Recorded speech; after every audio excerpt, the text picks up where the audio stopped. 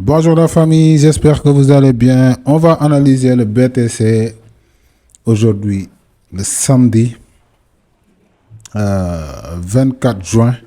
Voilà, en 2023, on va analyser le BTC. Qu'est-ce que ça veut dire? Le samedi passé, on a analysé et le BTC était sur ce point-là. Il était 25 500. Voilà, 25 504 et comme il était là. Donc, on avait bien vu que le BTC avait retracé de 50% sur le Fibonacci. Vous avez vu, sur le 50% sur le Fibonacci. Donc, c'est à partir de là qu'on devait prendre une décision pour prendre une position à partir de là. Et aussi, ce qui était clair, comme je vous ai dit, c'était clair que on avait, voilà, on avait une divergence ici. Voilà, la divergence était très claire sur le BTC. À partir d'ici, voilà, à partir samedi, avril, et à partir du point le plus haut là, ça nous a bien montré que on avait une divergence très claire. Voilà, surtout ici.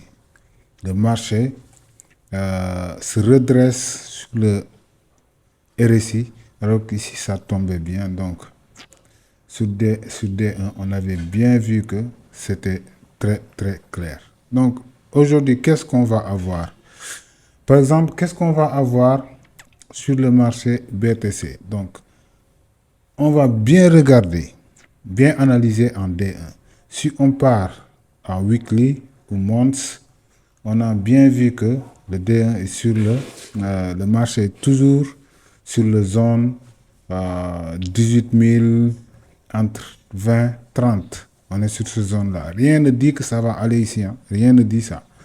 Parce qu'on a un change of character à partir de là. Donc, les supply zones sont là. Donc, il peut arriver jusqu'à 48 pour rebaisser ou bien aller chercher les 60 qu'il avait fait. À partir de là, voilà.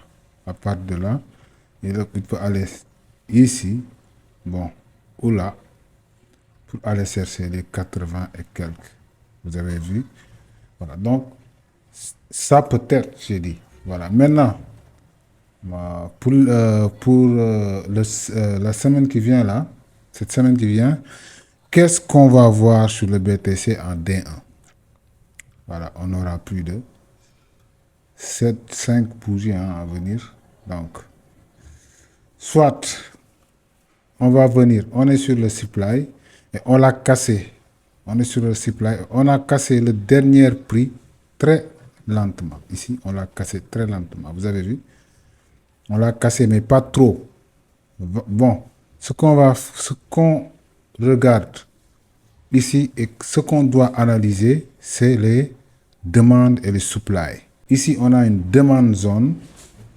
Ici, on a une supply zone. Voilà. Maintenant, notre objectif pour rentrer encore sur le marché pour le long terme, comme il nous montre, comme les graphiques nous montrent les probabilités, pour le long terme, on va attendre que le marché retrace très bien, ou bien on attend pour qu'il touche cette demande-là.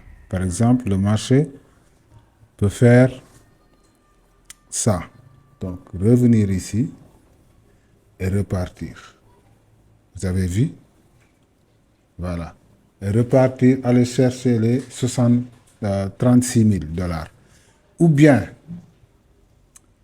on fait comme ça, on fait comme ça, on retrace plus de 50% et on repart.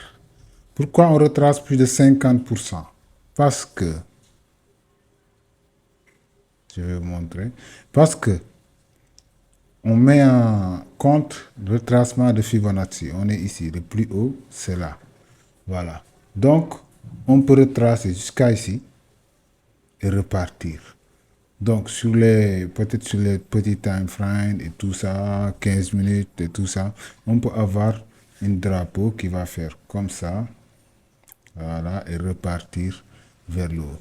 Comme il a fait ici. Ici, il est venu de là, à partir d'ici, tape, Il a créé son propre drapeau, vous avez vu, et repartir vers le haut.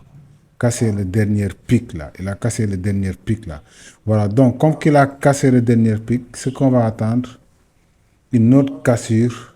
Si on l'a, on aura une demande zone ici.